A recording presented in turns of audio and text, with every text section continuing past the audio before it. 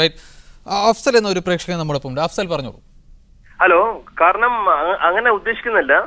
കാരണം ഞാൻ ഉദ്ദേശിക്കുന്നത് പറഞ്ഞാല് പിന്നെ മദ്യനയം ഓക്കെ നല്ല കാര്യം തന്നെ ഇല്ലേ. കാരണം നിങ്ങൾ മൊത്തമായിട്ട് കേരളത്തിൽ നിങ്ങൾക്ക് മൊത്തം തുടച്ചു നിൽക്കാൻ പറ്റുമോ ഈ മദ്യനയം?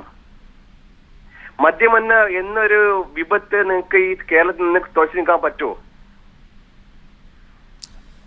റൈറ്റ്. അഫ്സൽ എന്ന പ്രേക്ഷകനാണ് ഖത്തറിൽ നിന്നും പ്രതികരിച്ചത്. ശ്രീ ദിനേശൻ, ഇന്ന് KPCC അധ്യക്ഷൻ VM സുധീരൻ ഈ ഒരു മദ്യനയവുമായി ബന്ധപ്പെട്ട കാര്യം സർക്കാർ ഏകോപന സമിതിയിൽ അറിയിച്ചത് നിർവാഹക സമിതിയുടെ പൂർണ്ണമായ ഒരു തീരുമാനം എന്നർത്ഥത്തിലാണ്. ഇതെൻ്റെ വ്യക്തിപരമായ ഒരു അഭിപ്രായമല്ല, ഞാനിതിൽ എന്തെങ്കിലും കടുംപിടുത്തം കാണിക്കുന്നു എന്ന് ആരും മനസ്സിലാക്കേണ്ടതില്ല. ഇത് നിർവാഹക സമിതിയിൽ ഉടലെടുത്ത പൊതുവായി എല്ലാവരും ചർച്ച ചെയ്ത് അംഗീകരിച്ച ഒരു തീരുമാനമാണ് ഏകോപന സമിതിയിൽ അറിയിക്കുന്നത്. അതുകൊണ്ട് തന്നെ എന്നോട് അല്ലെങ്കിൽ ഞാനിതിൽ കടുംപിടുത്തം കാണിക്കുന്നു എന്ന ഒരു നയം എന്ന് ഇതിനെ മനസ്സിലാക്കേണ്ടതില്ല എന്ന് VM സുധീരൻ പറയുമ്പോൾ പോലും ഈ നിർവാഹക സമിതിയിലും പങ്കെടുത്ത മറ്റംഗങ്ങളൊക്കെ ഈ രീതിയിലൊരു ചർച്ച അവിടെ നടന്നിട്ടില്ല, അല്ലെങ്കിൽ ബാർ ലൈസൻസ് പുതുക്കുന്ന കാര്യത്തിൽ വ്യക്തമായൊരു തീരുമാനം അവിടെ ഉണ്ടായിട്ടില്ല എന്ന് മറ്റു ചിലരും റിപ്പോർട്ട് ചെയ്യുന്നുണ്ട്. എന്തായിരിക്കാം, ഒരു ജനാധിപത്യപരമായ രീതിയിൽ തന്നെയാണോ VM സുധീരൻ കാര്യങ്ങൾ അല്ലെങ്കിൽ പാർട്ടിയുടെ അത് സതുദ്ദേശപരമാണെങ്കിൽ തന്നെയും നടപ്പാക്കാൻ ശ്രമിക്കുന്നത് എന്ന് താങ്കൾ മനസ്സിലാക്കുന്നുണ്ടോ? നേരത്തെ പറഞ്ഞതുപോലെ കേരള രാഷ്ട്രീയത്തില് VM സുധീരൻ കഴിഞ്ഞ കുറെ വർഷങ്ങളായി ഇടപെട്ടുകൊണ്ടിരിക്കുന്ന എല്ലാ രാഷ്ട്രീയ പ്രശ്നങ്ങളും അല്ലെങ്കിൽ എല്ലാ സാംസ്കാരിക പ്രശ്നങ്ങളും അദ്ദേഹം ജനപക്ഷത്ത് നിന്നുകൊണ്ടുള്ള ഒരു ഇടപെടലാണ് നടത്തിയിട്ടുള്ളത്. ആ രീതിയിൽ കേരളത്തിലെ മുഴുവൻ ജനങ്ങളും കേരളം ദിനംപ്രതി വല്ലാത്തൊരു മദ്യാസക്തിയിലേക്ക് നടന്നു പോകുമ്പോൾ അതിനെതിരെയുള്ള ഒരു പൊതുവികാരം ഉയരുകയും ആ പൊതുവികാരത്തോടൊപ്പം തന്റെ പൊതുപ്രവർത്തനത്തെ ബന്ധിപ്പിച്ചുകൊണ്ടാണ് VM സുധീരൻ കോൺഗ്രസിന്റെ പ്രസിഡന്റായി നിൽക്കുമ്പോൾ ഈ മദ്യനയത്തിനെതിരായി നിലവിലുള്ള മദ്യനിരം മാറ്റിയെടുത്തുകൊണ്ട് കേരളത്തിലെ ഘട്ടം ഘട്ടമായി മദ്യ വിമുക്തമാക്കുക എന്നുള്ള ഒരു പുതിയൊരു ഫോർമുല അല്ലെങ്കിൽ ആ രീതിയിലുള്ള ഒരു ചിന്ത കേരളത്തിലേക്ക് മുന്നോട്ട് വെക്കുന്നത്. അത്തരത്തിലുള്ള ഒരു ചിന്ത അംഗീകരിക്കുക എന്നുള്ളത് നിലവിലെ കോൺഗ്രസ് പാർട്ടിക്ക് ഒരിക്കലും കഴിയില്ല. അതിന്റെ അന്തർനാടകങ്ങൾ നമുക്കൊക്കെ അറിയാവുന്നതാണ്. മദ്യ ലോബിയുമായി രാഷ്ട്രീയക്കാർക്കുള്ള ബന്ധങ്ങള്, അവര് കഴിഞ്ഞ കാലങ്ങളിൽ കേരളത്തിലുണ്ടായ എല്ലാ മദ്യ ദുരന്തങ്ങളിലും ഓരോ രാഷ്ട്രീയ പാർട്ടിയുടെ നേതാക്കന്മാരും ഇടപെട്ടുകൊണ്ട് നടത്തിയ എല്ലാ പ്രകടനങ്ങളും കേരളത്തിലെ ജനങ്ങൾ പ്രത്യക്ഷത്തിൽ കണ്ടതാണ്. അപ്പോൾ തന്റെ പൊതുപ്രവർത്തനത്തിന്റെ ശൈലി വെച്ചുകൊണ്ട് നിലവിലെ മദ്യനയത്തിനെതിരായിട്ട് ഇന്ന് KPCCന്റെ പ്രസിഡന്റ് ആയിരിക്കുമ്പോൾ തനിക്ക് ചെയ്യാൻ പറ്റുന്നത് ചെയ്യണം എന്നുള്ള ഒരു ആദർശപരമായ ഒരു നിലപാടാണ് VM സുധീരൻ എടുക്കുന്നത്. ആ നിലപാടിനോടൊപ്പം ശ്രീ ഉമ്മൻചാണ്ടിക്കും ശ്രീ രമേശ് ചെന്നിത്തലയ്ക്കും മുന്നോട്ട് പോകണമെന്നുണ്ടെങ്കിൽ കേരളത്തിലെ ജനങ്ങളുടെ പിന്തുണ ഈ പറയുന്ന VM സുധീരന് കിട്ടുകയും ഞങ്ങളൊക്കെ ഈ നിലവിലെ മദ്യനയത്തിന് അനുകൂലമാണെന്നുള്ള ഒരു ബോധം ജനങ്ങൾക്കുണ്ടാവും. അത് മാറ്റിയെടുക്കേണ്ട ശ്രീ ഉമ്മൻചാണ്ടിയുടെയും ശ്രീ രമേശ് ചെന്നിത്തലയുടെയും ഒരു ഏറ്റവും അടിയന്തരമായ ഒരു കടമയാണ്. അതുകൊണ്ടാണ് അവർ പറയുന്നത് ഞങ്ങൾ ഈ ഏകോപന സമിതിയിൽ മദ്യനയത്തിനെതിരായിട്ടും അല്ലെങ്കിൽ VM സുധീരന്റെ നിലപാടുകളോടൊപ്പം തന്നെയാണ് നിൽക്കുന്നതെന്നും VM സുധീരൻ കോൺഗ്രസിന്റെ ഒരു ഭാഗമാണെന്നും VM സുധീരന് മാത്രമായിക്കൊണ്ട് കോൺഗ്രസിൽ ഒരു നിലപാടില്ല എന്നുള്ളവർ പറയാതെ പറയുന്നതിന് കാരണം ജനങ്ങൾ ഇതൊക്കെ മനസ്സിലാക്കുന്നുണ്ടെന്നും ജനങ്ങൾ ഇതൊക്കെ വളരെ നന്നായി തന്നെ ഈ കാര്യത്തിൽ ചിന്തിക്കുന്നുണ്ടെന്നും ഞങ്ങൾ ഒരിക്കലും ഇതിൽ നിന്ന് വിട്ടുപോകരുതെന്നുള്ള അല്ലെങ്കിൽ മാറിപ്പോകരുതെന്നുള്ള ഒരു തോന്നല് കേരളത്തിലെ മുഴുവൻ കോൺഗ്രസുകാർക്കും ഉണ്ട്.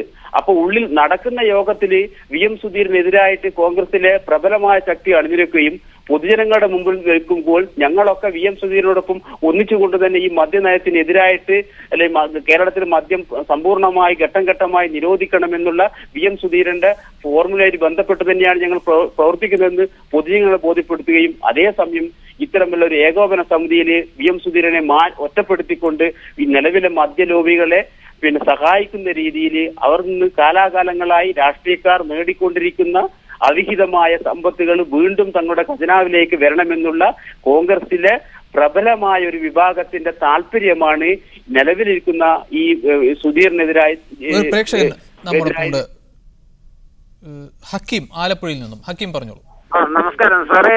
എന്നും ജനങ്ങളുടെ ഭാഗത്ത് നിന്നുകൊണ്ട് ജനവികാരം മാനിച്ചുകൊണ്ട് നമസ്കാരം സാറേ. എന്നും ജനങ്ങൾക്കൊപ്പം നിന്ന് ജനവികാരം മാനിച്ചുകൊണ്ട് പ്രവർത്തിക്കുന്ന കരുത്തനായ ഒരു നേതാവാണ് VM സുധീരൻ. കാരണം VM സുധീരൻ ഇപ്പൊ KPCC പ്രസിഡന്റായി വന്നതോടുകൂടി തന്നെ ഭരണത്തിലിരിക്കുന്ന പല ആളുകൾക്ക്, മുഖ്യമന്ത്രി അടക്കമുള്ള പലർക്കും തലവേദനയായി മാറിയിരിക്കുകയാണ്. മദ്യനയം എന്നും തിരുത്തണം എന്ന് വാദിക്കുന്ന ഒരു നേതാവാണ് VM സുധീരൻ. ഇപ്പോൾ അദ്ദേഹത്തെ എങ്ങനെ ഒതുക്കാം എന്നുള്ള പരിപാടി ആസൂത്രണം ചെയ്തുകൊണ്ടിരിക്കുകയാണ് ഇവര്. അല്ല എന്നുണ്ടെങ്കിൽ സാറേ, അദ്ദേഹത്തിനെ KPCC പ്രസിഡന്റായിട്ട് എടുക്കാതിരിക്കാനുള്ള എല്ലാ കളികളും ഡൽഹിയിൽ കളിച്ച ആളുകളാണ് ഇപ്പോൾ ഉള്ളത്. മദ്യരോഗികൾക്ക് ആവശ്യമായിട്ടുള്ള എല്ലാ സഹായങ്ങളും ഒത്താശകളും ചെയ്തു കൊടുക്കുകയും മദ്യ ദുരന്തം സൃഷ്ടിക്കാൻ കാരണക്കാരുമുണ്ട് ഇവര്. ഇല്ല എന്ന് പറയാനൊക്കത്തില്ല. സുധീരനെ പോലുള്ള ഒരു നേതാവ് വന്നതോടുകൂടി ഇവരുടെ എല്ലാം നന്ദി പ്രതികരിച്ചതിന്. നൗഷാദിലേക്ക് ഒരിക്കൽ കൂടി. നൗഷാദ്, ഇതാണ് പൊതുവിലുള്ള അഭിപ്രായം. VM സുധീരനും പാർട്ടിയും തമ്മിൽ ഭിന്നതയുണ്ട് പല കാര്യങ്ങളിലും, കാഴ്ചപ്പാടുകളുടെയും നിലപാടുകളുടെയും കാര്യത്തിൽ. ഇത് എത്ര കാലം ഇങ്ങനെ മുന്നോട്ട് പോകാൻ കഴിയും? VM സുധീരന് എത്ര കാലം ഈ ഒരു ഭിന്നതയിൽ ഒറ്റയ്ക്ക് നിന്ന് പോരാട്ടം നയിച്ചുകൊണ്ട് മുന്നോട്ട് പോകാൻ കഴിയുമെന്നാണ് താങ്കൾ കരുതുന്നത്?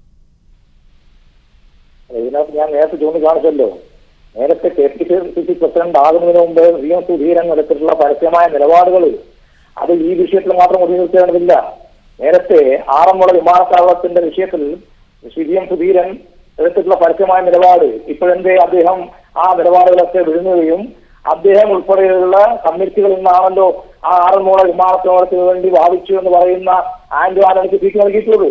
അതോടൊപ്പം തന്നെ സോളാർ വിഷയത്തിൽ അന്ന് അദ്ദേഹം എടുത്തുള്ള പരസ്യമായ നിലപാട് ഇന്നിപ്പോ സ്വന്തം പാർട്ടി കമ്മിറ്റിക്കകത്ത് പോലും അഭിപ്രായം പറഞ്ഞതിനെ പരസ്യമായിട്ട് വിമർശിക്കുന്ന സാനി മോസ്മാലിനെ പോലുള്ള നേതാക്കളെ വിമർശിക്കുന്ന രീതിയിലേക്ക് സുധീരൻ കടന്നാണല്ലേ.